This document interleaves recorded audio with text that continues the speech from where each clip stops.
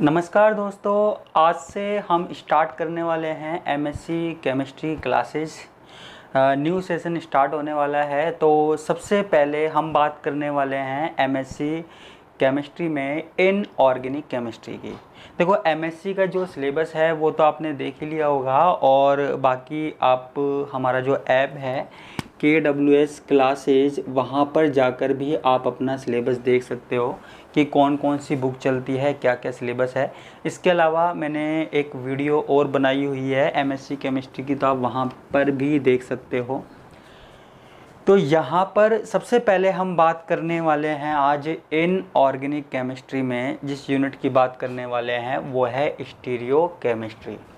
अब जो बच्चे बीएससी में हैं उन्होंने ऑर्गेनिक केमिस्ट्री में स्टीरियो पढ़ी होगी, लेकिन यहाँ पर इनऑर्गेनिक केमिस्ट्री में भी स्टीरियो है। देखो, हम दोनों लैंग्वेज यूज करते हुए चलेंगे, क्योंकि आधे से ज़्यादा बच्चे ऐसे होते हैं हिंदी मीडियम से आए हुए होते हैं, तो हिंदी लैंग्वेज भी यूज करेंगे जिससे आपको अच्छे से समझ में आ जाए।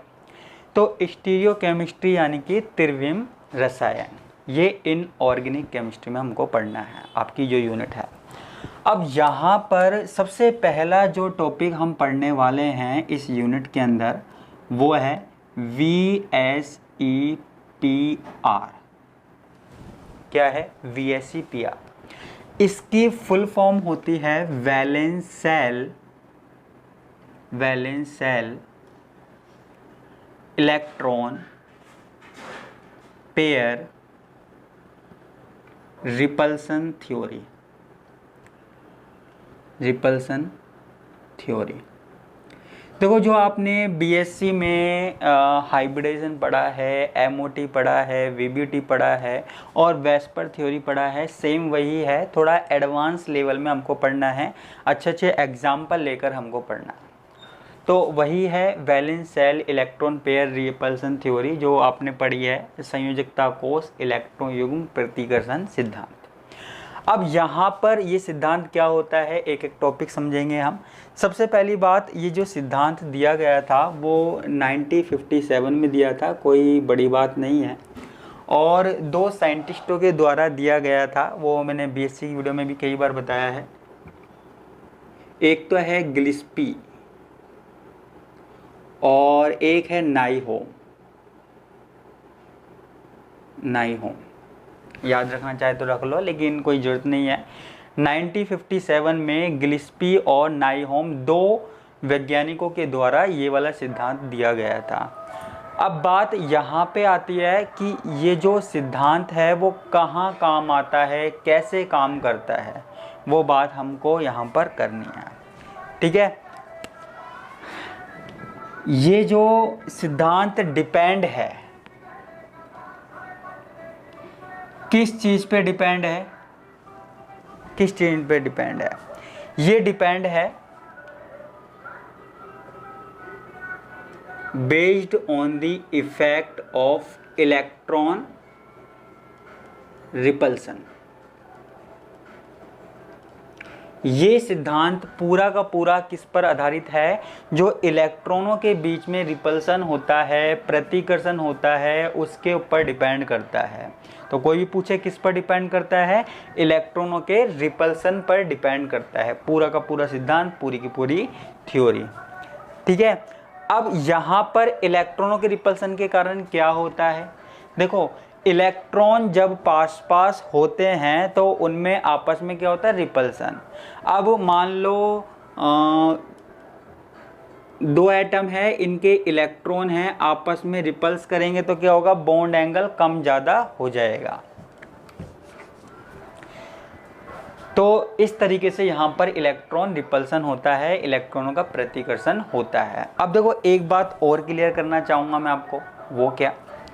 वो ये कि ये जो पूरा सिद्धांत है, ये जो पूरी थ्योरी है, वो क्या बताती है? ये पूरा सिद्धांत, पूरी थ्योरी हमको बताती है मॉलिक्यूल्स की शेप के बारे में, मॉलिक्यूल्स की जियोमेट्री के बारे में, किसी भी अणु के आकृति के बारे में हमको बताती है, ज्यामिति के बारे में बताती है। जो काम हमारे पास वीबीटी नहीं कर पाई थी, या इसके अलावा हाइब्रिडाइजेशन जब हम पढ़ते हैं वहाँ पर भी कुछ कमियाँ रह गई थी, तो वो काम कौन करता है? ये थ्योरी करती है, वेस्पर थ्योरी करती है। हालांकि इसमें भी कई कमियां रह गई है, लेकिन फिर भी उनकी तुलना में ये अच्छी थ्योरी है। तो ये सिद्धांत हमें क्या बताता है? अणुओं की आकृति के बारे में बताता है, मॉलिक्यूल्स की शेप के बारे में बताता है। ठीक है, आगे चलते हैं। अब देखो यहाँ पे ये थ्योरी क्या कहती है, ये थ्योरी क्या कहती है? ये थ्योरी कहती है कि जो हमारे पास मॉलिक्यूल्स का शेप होता है, shape of molecules, shape of molecules, वो दो चीज़ों पे डिपेंड करता है। एक तो बॉन्ड पेयर और एक करता है लोन पेयर। दो चीज़ों पे डिपेंड करता है, दो चीज़ों पे निर्भर करता है। एक तो बॉन्ड पेयर, बंद युग्म, और एक होता है लोन पेयर, एकाकी युग्म, एलपी। बॉन्ड पेयर को मैं लिखूंगा बीपी और लोन पेयर को लिखूंगा मैं एलपी। अब ये बॉन्ड पेयर और लोन पेयर सबको पता है क्या होते हैं, और नहीं पता तो मैं बता देता हूँ।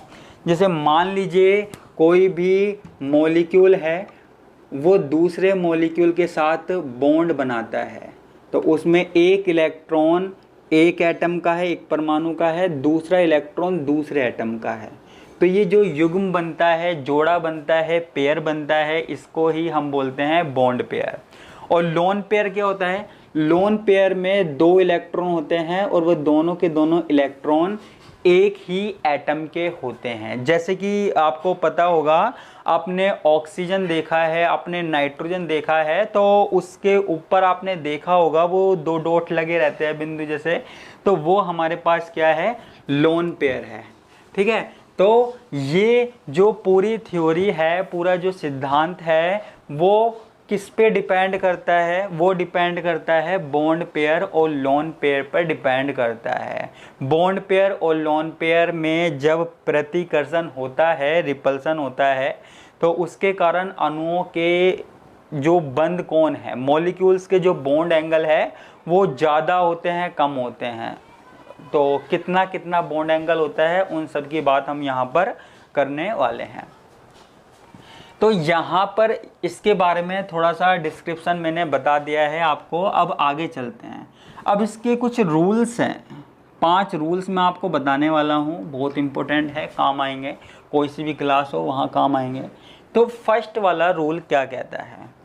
ठीक है, फर्स्ट वाला रूल कहता है कि हमारे पास अगर कोई मॉलिक्यूल्स है, मॉलिक्यूल्स में सेंट्रल एटम है। सेंट्रल एटम जानते हो? ऐसा एटम जिससे बाकी के एटम्स जुड़े हुए हों। ठीक है, जैसे CH4 है, यहाँ पर 4 हाइड्रोजन कार्बन से जुड़े हुए हैं, तो कार्बन सेंट्रल एटम हुआ। तो पहला रूल क्या कहता है? पहला रूल कहता है कि जो सेंट्रल एटम है, क्या है? सेंट्रल एटम है, केंद्रीय परमाणु है, उससे केवल बॉन्ड पेयर जुड़े हुए हो, ओनली बॉन्ड पेयर, कोई भी लोन पेयर नहीं होना चाहिए, ओनली बॉन्ड पेयर जुड़े हुए हो। तो वहाँ पर मॉलिक्यूल की जो आकृति है, जियोमेट्री है, वो क्या होगी? रेगुलर होगी। आप कहोगे रेगुलर कैसी? रेगुलर का मतलब है जो ज्यामिति, जो आकृति वहाँ बताई गई है ना, कहाँ पर? संकरण में, हाइब्रिडाइजेशन में हम पढ़ते हैं, वही होगी। इसमें किसी भी तरह की विकृति, डिस्टोर्शन, कोई प्रॉब्लम नहीं होगी। तो पहला नियम बिल्कुल सिंपल सा है, अगर आपके पास किसी भी मॉलिक्यूल में सारे के सारे बॉन्ड पेयर हैं, सब के सब बॉन्ड पेयर हैं, तो कोई दिक्कत वाली बात ही नहीं है। मॉलिक्यूल की आकृति, मॉलिक्यूल की जो शेप है रेगुलर होगी। जैसी वहाँ पढ़ाई थी ना, कहाँ पर? हाइब्रिडाइजेशन में, बीएससी में आपने पढ़ा होगा, sp, sp2, sp3, तो जो वहाँ होती है वो यहाँ होगी, तो उसको रेगुलर बोलते हैं। नहीं याद? कोई बात नहीं, तो मैं आपको बता दूंगा कैसे। जैसे मान लीजिए जब आपके पास 2 बॉन्ड पेयर होते हैं, कोई भी लोन पेयर नहीं है, ध्यान रखना, कोई भी लोन पेयर नहीं है। दो बॉन्ड पेयर हैं तो वहां पर आकृति हाइब्रिडेशन में क्या होती है, लीनियर होती है। तो यहां पर भी क्या होगी, लीनियर होगी। लीनियर का मतलब समझते हो ना, ये सेंट्रल एटम है, इसमें एक एटम यानी कि एक ये हो गया, एक ये हो गया, ठीक है, ऐसे ये होती है लीनियर। और बॉन्ड एंगल कितना होगा, 180 डिग्री का बॉन्ड एंगल होगा, ये 180 डिग्री का बॉन्ड एंगल होगा हमेशा। केवल अगर बॉन्ड पेयर है, कितने बॉन्ड पेयर है, दो बॉन्ड पेयर है, तो उसकी जो जियोमेट्री है, उसकी जो शेप है, वो कैसी होगी, लीनियर होगी। एंगल कितना होगा, 180 डिग्री होगा, 180 डिग्री होगा। कोई दिक्कत है नहीं। और इसका एग्जाम्पल मैं आपको बता देता हूँ, जैसे BF2, BCl2, ऐसे इस तरीके के एग्जाम्पल आप ले सकते। एक एग्जाम्पल ले लो। अब मान लीजिए आपके पास तीन बॉन्ड पेयर हैं, तीन बॉन्ड पेयर है, तीन बॉन्ड पेयर है, तो यहाँ पर आकृति कैसी होगी, यहाँ पे आकृति होगी आपकी ट्राइगोनल प्लेन है। जैसे मान लीजिए कोई एटम है तो ऐसे ट्राइगोनल ऐसे होती है ना, ऐसे ऐसे ऐसे आकृति भी बनाता जाता हूं मैं, ट्राइगोनल प्लेनर। तो तीन बॉन्ड पेयर हैं तो कैसी होगी, ट्राइगोनल प्लेनर, ये ट्राइगोनल प्लेनर होगी। और एंगल सीधा सा दिख रहा है, ये कितने डिग्री का एंगल होता है, 120 डिग्री। तो यहाँ पर हमेशा एंगल कितना होगा, 120 डिग्री। और एग्जाम्पल आपके पास ले लेते हैं BF3। ध्यान रखना, ये बात हम सिर्फ किसकी कर रहे हैं, बॉन्ड पेयर होने चाहिए। लोन पेयर का यहाँ पर कोई भी रोल नहीं है, तो लोन पेयर की भी बात नहीं हो रही है, केवल बॉन्ड पेयर की बात हो रही है। बॉन्ड पेयर आपको पता है ना, दो परमाणु, दो एटम हैं, आपस में एक एक इलेक्ट्रॉनों की शेयरिंग कर रहे हैं, तो उनके बीच में जो इलेक्ट्रॉनों का जोड़ा बनता है ना, तो वो बॉन्ड पेयर होता है, बंद युग्म जिसको हम बोलते थे। तो ये हो गया। इसके अलावा अगर चार बॉन्ड पेयर हैं तो वहां पे आकृति कैसी होगी, चार बॉन्ड पेयर में देखो दो कंडीशन होती है। चार बॉन्ड पेयर में कितनी कंडीशन होती है, दो कंडीशन होती है। एक कंडीशन तो होती है टेट्राहेड्रल, टेट्राहेड्रल यानी कि चतुष्फलकीय। हिंदी में बोल देता हूँ, लीनियर को हम क्या बोलते हैं, रेखीय। ट्राइगोनल प्लेनर को क्या बोलते हैं, त्रिकोणीय, त्रिभुजीय, समतलीय, ऐसे बोलते हैं। टेट्राहेड्रल चतुष्फलकीय। चतुष्फलकीय कैसे होता है, कुछ इस तरीके से, ये ऐसे। जैसे आपने CH4 देखा होगा, सबसे बढ़िया एग्जांपल है, CH4 एग्जांपल है। और यहाँ पर बॉन्ड एंगल कितना होता है, 109 डिग्री 28 मिनट। इसके अलावा चार बॉन्ड पेयर में कई बार ऐसा होता है कि जो आकृति है वो स्क्वायर प्लेनर भी होती है। कैसी होती है, स्क्वायर प्लेनर। स्क्वायर प्लेनर का मतलब होता है कि यहाँ पर कोई सेंट्रल एटम है, इससे चार ऐसे जुड़े हुए हैं, ये वर्गाकार समतलीय, ठीक है। तो यहाँ पर जो एंगल होता है वो होता है 90 डिग्री। अब आप कहेंगे कि चार बॉन्ड पेयर होने पर कब तो टेट्राहेड्रल होगी और कब स्क्वायर प्लेनर होगी। तो देखो इसकी बात अभी हम यहाँ पे नहीं कर सकते हैं, क्योंकि ये जो वेस्पर थ्योरी है, इस थ्योरी ने इसके बारे में कुछ नहीं बताया, ऐसी कोई जानकारी नहीं दी है। तो एक तरीके से ये कमी भी हो गई, इसकी ड्रॉबैक्स देखी जाए तो इसने नहीं बताया कि कब टेट्राहेड्रल होगी, कब स्क्वायर प्लेनर होगी, नहीं बता पाया। अच्छा, इसका एग्जाम्पल हमारे पास इस तरीके से NiCN4 इस तरीके से हो सकता है, ठीक है। इसके बाद पांच बॉन्ड पेयर की बात की जाए, ओनली पांच बॉन्ड पेयर, तो वहां पर हमारे पास जो स्ट्रक्चर होगी वो कैसी बनेगी, वो बनेगी ट्राइगोनल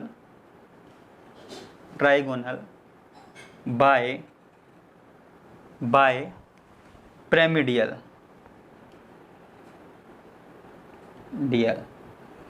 ट्राइगोनल त्रिकोणीय और द्विपिरामिडीय। ये कैसे बनती है, त्रिकोणीय का मतलब ये हो गया कि तीन कोण, यानी कि तीन कोण ऐसे हो गया त्रिभुज की तरह, और बाय पिरामिडियल एक ऊपर और एक नीचे। अब जो देखो ये त्रिकोणीय होते हैं त्रिभुज की तरह, इनके बीच में तो कितना एंगल होता है 120 डिग्री, ये 120 डिग्री। लेकिन ये जो ऊपर है देखो, जैसे मान लो ये पंखा है, ये फैन जैसे तीन है, तीन डंडी हो गई जो फैन की होती है, पंखड़ी होती है। अब उसमें एक डंडी नीचे लगा दी, तो वो जो नीचे वाली डंडी है और वो जो ऊपर वाली डंडी है वो फैन की पंखड़ियों से क्या करेंगी, कितने डिग्री का एंगल बनाएगी, ये वाली इससे कितने डिग्री का एंगल बनाएगी, 90 डिग्री का। कितने का, ऐसे ये वाली इससे भी कितने का बनाएगी, 90 डिग्री का। तो यहाँ पर दो एंगल होते हैं 120 डिग्री और 90 डिग्री। तो इसका एग्जाम्पल क्या हो गया, PCl 5 हो गया, SF 5 हो गया, बहुत सारे एग्जाम्पल हैं।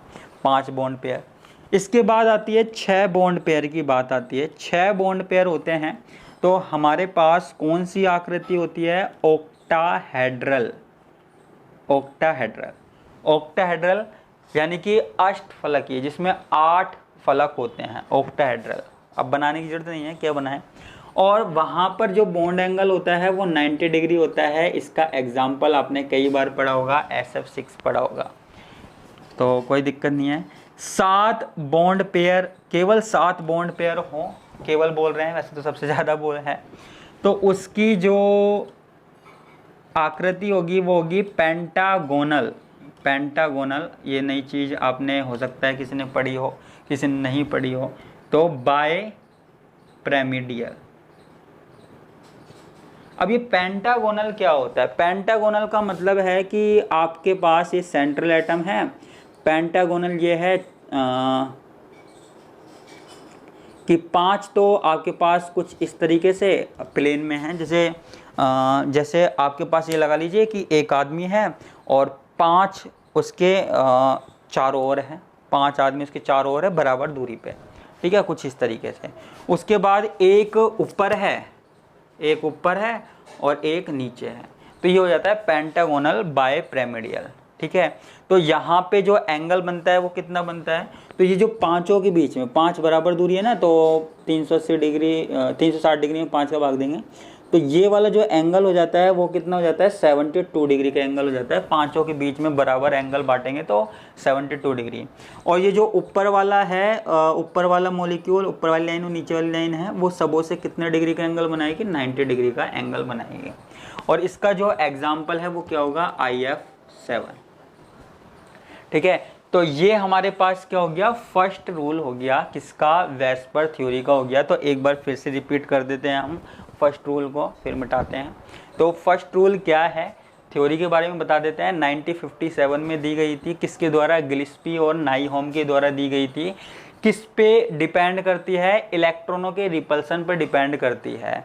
इलेक्ट्रॉनों के डिपेंड कैसे करती है, 2 चीज़ें होती है यहाँ पर, एक तो होता है लोन पेयर और एक होता है बॉन्ड पेयर। बॉन्ड पेयर और lone pair, in bond pair और लोन पेयर के द्वारा मॉलिक्यूल्स की शेप को बताया जाता है, जियोमेट्री को बताया जाता है, ठीक है। उसके बाद क्या है इसका रूल, इसके रूल्स जो हमने पढ़े थे। फर्स्ट रूल क्या था कि अगर केवल बॉन्ड पेयर हैं, लोन पेयर नहीं है, तो बॉन्ड पेयर होने पर जो आकृति है वो कैसी होगी, रेगुलर होगी। आकृति है वो कैसी होगी, रेगुलर होगी, जैसे कि हमने संकरण में, हाइब्रिडेशन में पढ़ी थी, नियमित आकृति। तो वो आकृतियों के बारे में भी हमने बता दिया कि 2 बॉन्ड पेयर है तो लीनियर होगी, रेखीय होगी, ठीक है, और 180 डिग्री का एंगल होगा, एग्जाम्पल मैंने बता दिया। 3 बॉन्ड पेयर है तो कैसी होगी, त्रिकोणीय होगी, त्रिभुजीय होगी, trigonal planar 120 degree. 4 bond pair है तो टेट्राहेड्रल होगी। 5 बॉन्ड पेयर है तो ट्राइगोनल बाइपिरामिडियल होगी। 6 बॉन्ड पेयर है तो ऑक्टाहेड्रल होगी। 7 बॉन्ड पेयर है तो पेंटागोनल बाइपिरामिडियल होगी। तो ये हमारे पास वेस्पर थ्योरी का फर्स्ट रूल है, वो ख़त्म हुआ। फर्स्ट रूल हमने पढ़ा बहुत अच्छे से, उम्मीद करता हूँ आपको समझ में आया होगा। थोड़ा बहुत तो हमने BSc में भी पढ़ा हुआ है। दूसरा रूल देखते हैं, ठीक है। अब यहाँ पर दूसरा रूल क्या है वो ध्यान से देखना। ये कहता है कि अगर सेंट्रल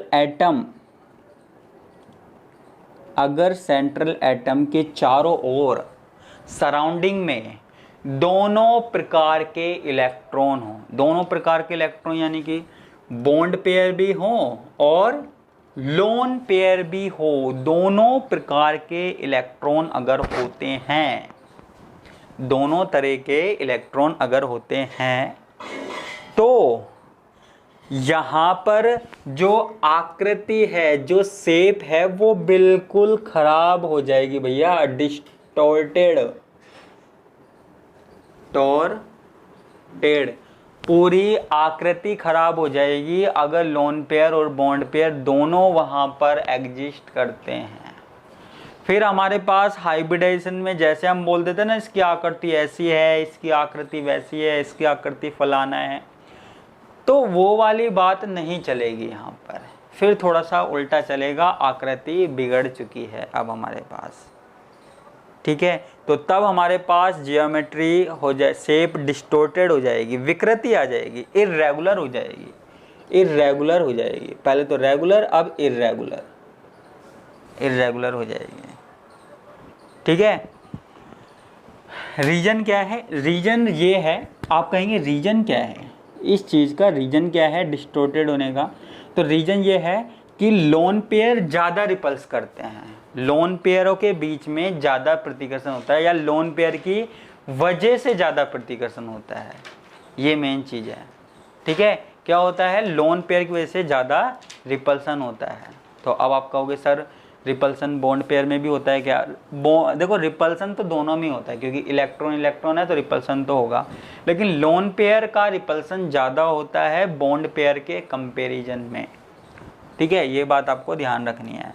तो ऑर्डर ऑफ रिपल्सन क्या होता है? सबसे ज़्यादा रिपल्सन होता है लोन पेयर में। अगर किसी मॉलिक्यूल में दो लोन पेयर हैं तो ज़्यादा रिपल्सन होगा, ठीक है। अगर किसी मॉलिक्यूल में लोन पेयर भी है बॉन्ड पेयर भी है तो उसका रिपल्सन इसके कंपैरिजन में कम होगा, और अगर किसी में बॉन्ड पेयर हैं तो इसमें सबसे कम रिपल्सन होगा, ठीक है। अब लेकिन एक बात याद रखनी है आपको, रिपल्सन अगर इंक्रीज होता है, ठीक है, एक बात नोट डलवा देता हूं कि अगर number of lone pair increase होते हैं, नंबर ऑफ लोन पेयर बढ़ते हैं 1 2 3 4, ये चीज़ याद रखना, तो हमारे पास रिपल्सन भी क्या होगा? इंक्रीज होगा। क्या होगा? इंक्रीज होगा, दिख रहा है। लेकिन जो बॉन्ड एंगल है, जो बॉन्ड एंगल है वो डिक्रीज हो जाएगा। क्या हो जाएगा? बॉन्ड एंगल डिक्रीज हो जाएगा, घट जाएगा। आप कहोगे कैसे? देखिए एग्जाम्पल लेते हैं CH4 का। यहाँ पे बॉन्ड एंगल कितना होता है? यहाँ पे होता है 109 डिग्री और 28 मिनट, ठीक है। जो इसको डिग्री में ही लिखना है तो इसको 109.5 डिग्री भी आप लिख सकते हो, कोई दिक्कत नहीं है। यहाँ पे लोन पेयर कितने हैं? यहाँ पे लोन पेयर कितने हैं? 0। यहाँ पे NH3 में क्या है? NH3 में यहाँ पर लोन पेयर कितने हैं? लोन पेयर आ जाता है 1, देखा होगा ना आपने। CH4 आपने देखा होगा ऐसे, इसमें कोई लोन पेयर होता नहीं। NH3 में एक लोन पेयर आपने देखा होगा और ये ऐसे होती है आकृति ये, और इसमें बॉन्ड एंगल होता है लगभग 107.8 डिग्री के आसपास। और H2O, ठीक है, इसमें होता है 105.5 डिग्री। वैसे 104 डिग्री 30 मिनट भी आप लिख सकते हो, कोई दिक्कत नहीं है। यहाँ पे लोन पेयर होता है 2। अब आप कहोगे सर आपने यही एग्जाम्पल क्यों लिए हैं? ये एग्जाम्पल लिए हैं क्योंकि सबों के अंदर हाइब्रिडाइजेशन क्या है? sp3 है। क्या है? sp3 है। अब यहाँ पे जब बात करते हैं CH4 की, तो यहाँ पर चारों के चारों क्या हैं? बॉन्ड पेयर हैं 4 और लोन पेयर है 0। और जब केवल बॉन्ड पेयर होते हैं तो जो शेप होती है, जो जियोमेट्री होती है, उसमें कोई भी प्रॉब्लम नहीं होती है, कोई भी डिस्टोर्शन नहीं होता है और वो रेगुलर शेप होती है। तो यहाँ पर रेगुलर शेप है इसकी। कैसी है? टेट्राहेड्रल, चतुष्फलकीय है। और जब बात आती है NH3 की, अमोनिया की, तो यहाँ पर अमोनिया में एक लोन पेयर आ जाता है। अब एक लोन पेयर क्या करेगा, ये देखो ये वाला एग्जांपल, एक लोन पेयर क्या करेगा, इन बॉन्ड पेयर को क्या करेगा, रिपल्स करेगा, ये आपस में रिपल्स करेंगे। अब ये रिपल्स करेंगे तो इन दोनों हाइड्रोजन के बीच में जो बॉन्ड एंगल है वो कम हो जाएगा, वो 109 डिग्री से घटकर 160 डिग्री के आसपास ही रह गया। अब यहाँ क्या हुआ, इसमें क्या हुआ, H2O में, H2O में यहाँ पे जैसे ऑक्सीजन है, ये दो हाइड्रोजन है, यहाँ पर दो लोन पेयर होते हैं। अब मैंने आपको बताया है कि जब दो लोन पेयर होते हैं तो उनके बीच में ज़्यादा रिपल्सन होता है, तो यहाँ पे ये ज़्यादा रिपल्सन होगा। अब इनके बीच में ज़्यादा रिपल्सन होगा तो इसको भी रिपल्स होना पड़ेगा और इस वाले को भी रिपल्स प्रतिकर्षित होना पड़ेगा। तो ये बॉन्ड एंगल जो पहले 109 डिग्री था, फिर 160 डिग्री था, अब घटकर केवल रह जाएगा 105.5 डिग्री या 104 डिग्री 30 मिनट भी आप बोल सकते हो। तो ये घट के रह गया, ठीक है। तो इसलिए मैं कह रहा हूं कि अगर लोन पेयर की संख्या बढ़ती है तो रिपल्सन भी बढ़ेगा, लेकिन बॉन्ड एंगल क्या होगा, डिक्रीज होगा। बॉन्ड एंगल क्या हो रहा है, डिक्रीज हो रहा है, 109, 107, 105। ये बात आपको क्लियरली याद रखनी है, ठीक है। एक एग्जांपल और ले लेता हूँ मैं, जैसे मान लीजिए NO2 प्लस है, आपके लिए एक एग्जांपल NO2 और NO2 माइनस। तो आप सोचकर बताना कि यहाँ पर इसमें कितने कितने लोन पेयर हैं, लोन पेयर कहाँ ज़्यादा हैं और बॉन्ड एंगल किसका ज़्यादा है किसका कम है। तो सेकंड पॉइंट आपको समझ में आया। बस इतनी सी बात करनी है कि अगर बॉन्ड पेयर के साथ लोन पेयर भी होता है तो जो जियोमेट्री है, जो शेप है, वो गड़बड़ कर जाती है, वो बिगड़ जाती है। और वो बिगड़ जाएगी ना तो बिगड़ गई, बिगड़ गई तो बिगड़ गई, ठीक है। तो उसका हम कुछ नहीं कर सकते हैं। अब इसके बाद अगला पॉइंट, 5 पॉइंट पढ़ने हैं हमको, अगला पॉइंट पढ़ना है। तीसरा पॉइंट क्या है, ठीक है। अगर हमारे पास सेंट्रल एटम है, वो तो हो गई, उसकी EN यानी कि इलेक्ट्रोनेगेटिविटी, जिसको हम हिंदी में बोलते हैं विद्युत ऋणात्मकता, इलेक्ट्रोनेगेटिविटी का असर भी पड़ता है।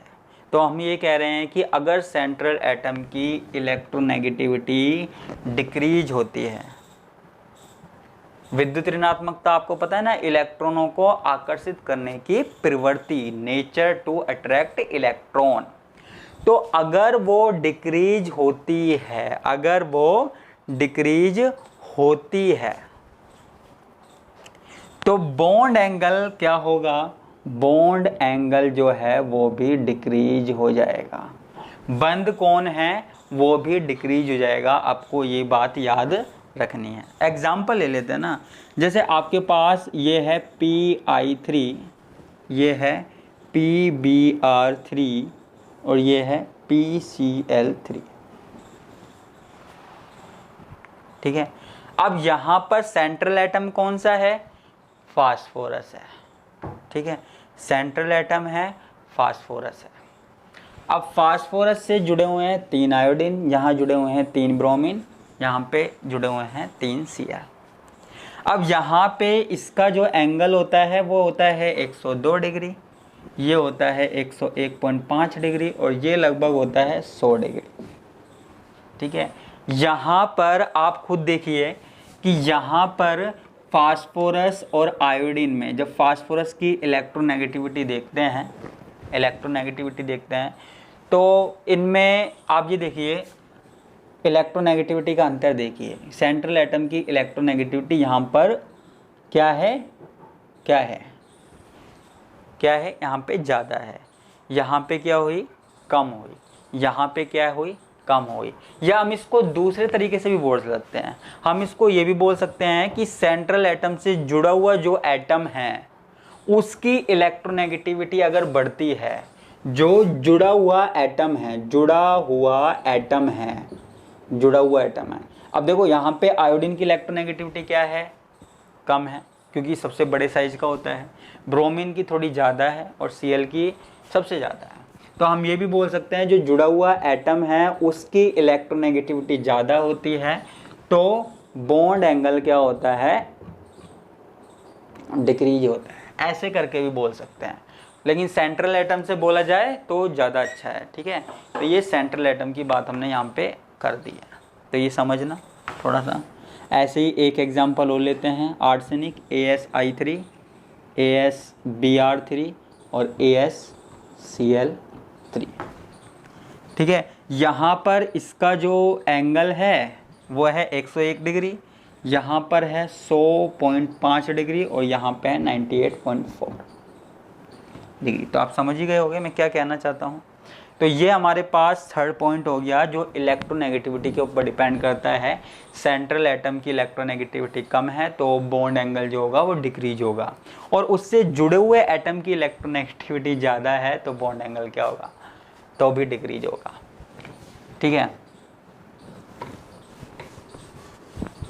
तो ये हमारे पास क्या हो गया, तीसरा पॉइंट हो गया। चौथा पॉइंट देखो, वैसे तो सिंगल डबल ट्रिपल बॉन्ड होते हैं, उनका ऐसा कोई असर नहीं पड़ता है किस पे, जियोमेट्री पे, लेकिन फिर भी हमने क्या देखा है कि जो सिंगल बॉन्ड है, ठीक है, जहाँ पर केवल सिंगल बॉन्ड होते हैं वहाँ पर जो बॉन्ड एंगल होते हैं वो स्मॉल होते हैं, यानी कि बॉन्ड एंगल कम होता है। ठीक है, और जहाँ पर डबल बॉन्ड होते हैं वहाँ पर बॉन्ड एंगल थोड़ा सा बढ़ जाता है, और जहाँ ट्रिपल बॉन्ड होते हैं वहाँ तो और ज़्यादा बढ़ जाता है। ठीक है, तो जहाँ पर ज़्यादा बॉन्ड होंगे, क्योंकि ज़्यादा बॉन्ड होंगे तो ज़्यादा इलेक्ट्रॉन होंगे, और ज़्यादा इलेक्ट्रॉन होंगे तो उनके बीच में ज़्यादा रिपल्सन होगा। क्या होगा, ज़्यादा रिपल्सन होगा, ज़्यादा प्रतिकर्षण होगा। ठीक है, तो ये बात किसकी हो गई, चौथा पॉइंट हो गया हमारे पास VSEPR थ्योरी का, तो ज़्यादा इसमें कोई डिस्कस करने वाली बात नहीं है। अगला पॉइंट देखते हैं, पांचवा पॉइंट। ठीक है, अब देखो यहाँ पर मैं एक बात बताना चाहता हूँ, जैसे मान लीजिए कई मॉलिक्यूल्स हैं, वहाँ पर जितने बॉन्ड पेयर हैं उतने ही लोन पेयर हैं, मतलब जितने बॉन्ड पेयर हैं, मतलब अलग अलग तरह के मॉलिक्यूल है। जैसे एग्जांपल ले लेते हैं, जैसे H2O, H2S, H2Se और H2T। यहाँ ये चार मॉलिक्यूल्स के एग्जांपल मैंने ले लिए। यहाँ पर बॉन्ड पेयर लोन पेयर की बात हमें करनी नहीं है, जितने बॉन्ड पेयर लोन पेयर इसमें हैं उतने इसमें हैं। जैसे मान लीजिए यहाँ पर दो बॉन्ड पेयर है, इसमें भी दो बॉन्ड पेयर है, इसमें भी दो बॉन्ड पेयर है, इसमें भी दो बॉन्ड पेयर है। लोन पेयर, इसमें भी दो लोन पेयर है, इसमें भी दो लोन पेयर है, इसमें भी दो लोन पेयर है, इसमें भी दो लोन पेयर है। तो वो जो अभी हमने नियम पढ़ा था वो सेकंड वाला, वो काम नहीं करता है।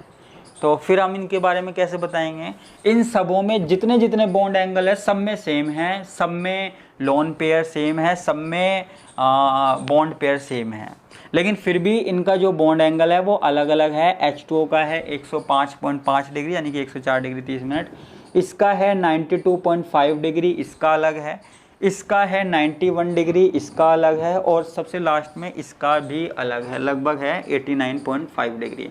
अब आप बोलेंगे कि सबों में एक जैसे लोन पेयर हैं, एक जैसे बॉन्ड पेयर हैं, फिर भी इनमें एंगल का डिफरेंस क्यों है, इसका सबसे ज़्यादा है, इसका कम क्यों है। ठीक है, तो एक चीज़ मैं आपको बताता हूँ, ध्यान से सुनेगा। अगर हमारे पास सेंट्रल एटम के पास होता है बॉन्ड पेयर, ठीक है, अगर सेंट्रल एटम के पास बॉन्ड पेयर होता है तो वहां पर रिपल्सन ज़्यादा होता है और बॉन्ड एंगल क्या होता है, ज़्यादा होता है। ये ध्यान रखना है। हमारे पास अगर बॉन्ड पेयर सेंट्रल एटम के पास होते हैं तो बॉन्ड एंगल ज़्यादा होता है, रिपल्सन ज़्यादा होता है। ठीक है, अब जैसे ऑक्सीजन है, ऑक्सीजन क्योंकि सीधी सी बात है, इनमें सबसे छोटा साइज ऑक्सीजन का होता है, और ऑक्सीजन के इलेक्ट्रॉन ऑक्सीजन के सेंटर यानी कि नाभिक के बहुत ज़्यादा पास होते हैं। सल्फर में थोड़ा दूर होते हैं, इसलिए बॉन्ड एंगल कम हो गया। इसमें और दूर होते हैं, इसमें और कम हो गया। इसमें और दूर होते हैं, इसमें और कम हो गया। तो आपको एक बात याद रखनी है कि जितना ज़्यादा इलेक्ट्रॉन किसके पास होगा, ठीक है, सेंट्रल एटम के पास। यहाँ पे हाइड्रोजन की जो एटम है वो सेंट्रल एटम के ज़्यादा पास है। अब आप कहोगे सेंट्रल एटम के पास कैसे? देखो, जितना छोटा साइज होगा वो उतना ज़्यादा पास जा सकता है। जितना छोटा साइज है वो उतना ज़्यादा पास जा सकता है, और जितना बड़ा साइज वाला है वो उतना ही दूर रहेगा। ठीक है, ऑक्सीजन का साइज ये है मान लो, तो इसका ये होगा सल्फर का, इसका ये और बड़ा होगा, इसका ये और बड़ा होगा, क्योंकि सेल बढ़ते जाते हैं ना। इसमें तो आपके पास 2 वाला होता है, 2s 2p होता है, इसमें 3s 3p आ जाता है, इसमें 4 आ जाता है, इसमें 5 आ जाता है, वो बढ़ता जाता है। तो साइज की वजह से ऐसा हो रहा है। ठीक है, सेंट्रल एटम और ये जो बॉन्ड पेयर है वो इसमें पास पास होते हैं, ये बताना। ठीक है, इसके बाद हम बात करते हैं इसकी लिमिटेशन की। लिमिट कौन कौन सी लिमिटेशन है इसकी, वो मैं आपको बता देता हूँ। तो कई लिमिटेशन तो मैंने आपको बता दी थी, इसके अलावा मैं आपको बताता हूँ। ये कई मॉलिक्यूल्स के बारे में नहीं बता पाया है। जैसे आपके पास H2O है, Li2O है, ये 2 मॉलिक्यूल्स हैं। अब यहाँ पे Li2O के बारे में इसने बता दिया कि ये लीनियर होता है, जिसमें 2 बॉन्ड पेयर होते हैं वो लीनियर होता है। ठीक है, लेकिन H2O की शेप आप सबको पता है कुछ इस तरीके से होती है, मुड़ी हुई। अब ये सीधा क्यों नहीं होता, ये मुड़ा हुआ क्यों नहीं होता? ये जो पोलर मॉलिक्यूल है ये मुड़ा हुआ क्यों होता है, सीधा क्यों नहीं होता? तो इस बारे में हमको ये वेस्पर थ्योरी नहीं बता पाई। ठीक है, इसके अलावा जिनमें इनर्ट पेयर इलेक्ट्रॉन होते हैं, जैसे पी ब्लॉक के जो इलेक्ट्रॉन होते हैं ना, अक्रिय युग्म प्रभाव वाले इनर्ट पेयर इलेक्ट्रॉन होते हैं, जहाँ पर वहाँ पर भी इसकी जो शेप है वो गड़बड़ा जाती है। वहाँ पे भी ये नहीं बता पाया, वेस्पर थ्योरी नहीं बता पाई। ठीक है, इसके अलावा वो जो मैंने आपको बताया था ना, जहाँ पर 4 बॉन्ड पेयर थे, वहाँ पर कभी तो टेट्राहेड्रल स्ट्रक्चर हो रही है और कभी वहाँ पर वो कौन सी स्क्वायर प्लेनर हो रही है। तो वो स्क्वायर प्लेनर कैसे हुई, ट्रांजिशन मेटल आयन में, संक्रमण धातुओं में, उसके बारे में इसने नहीं बताया है। तो वहाँ पे वो वाली स्ट्रक्चर के बारे में भी नहीं बताया है। ठीक है, वो ट्रांजिशन मेटल्स के बारे में, तो ये इसकी कमियां हो गई। ट्रांजिशन मेटल्स में वहाँ पे क्यों होता है ऐसा, स्क्वायर प्लेनर क्यों होता है। उसके अलावा ये कमियां हो गई। इसके अलावा इसकी कुछ एप्लीकेशन है। एप्लीकेशन तो आपको पता ही है, ये कई मॉलिक्यूल्स की रेगुलर ज्योमेट्री के बारे में बताता है, कईयों की इर्रेगुलर ज्योमेट्री के बारे में बताता है। इसके अलावा अगर हमको किसी में लोन पेयर पता हो, बॉन्ड पेयर पता हो किसी भी मॉलिक्यूल्स के लिए, तो हम एक तरीके से प्रिडिक्ट कर सकते हैं, हम बता सकते हैं कि इसकी शेप कैसी होगी, इसकी ज्योमेट्री कैसी होगी। तो वो सारी चीज़ें हम यहाँ पे क्लियरली बता सकते हैं।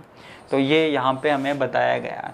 तो ये हमारे पास कौन सी थ्योरी हुई, कौन सा सिद्धांत हुआ, वेस्पर थ्योरी हुई। तो ये आपके एमएससी के लिए काम आएगी, और आप बीएससी में या कहीं और भी आप काम ले सकते हो। पूरी की पूरी कंप्लीट थ्योरी पढ़ा ली है, और कोई भी प्रॉब्लम हो आप इसमें बता सकते हो। इसके अलावा आप हमारे यूट्यूब चैनल को सब्सक्राइब कर लेना। इसके अलावा हमारा एक टेलीग्राम चैनल भी है, उस पर आगे जाके मैं नोट्स डालूंगा, तो आप टेलीग्राम चैनल को भी ज्वाइन कर सकते हो किसी भी तरह की इन्फॉर्मेशन के लिए। टेलीग्राम चैनल को ज्वाइन कर लेना, KWS क्लासेस। और जिसको भी एमएससी का कोर्स लेना है, एमएससी का कंप्लीट कोर्स करना है, तो वो आप मुझसे कांटेक्ट कर लेना। मेरे कांटेक्ट नंबर ये हैं 7014340459। और अगर ये फ़ोन कई बार ऐसा होता है नहीं मिल पाता क्योंकि मैं वीडियो बनाता हूँ उस टाइम, तो आप इस नंबर पे भी कांटेक्ट कर सकते हो। ठीक है, तो आज के लिए इतना ही, बाकी का हम देखेंगे नेक्स्ट वीडियो में। धन्यवाद।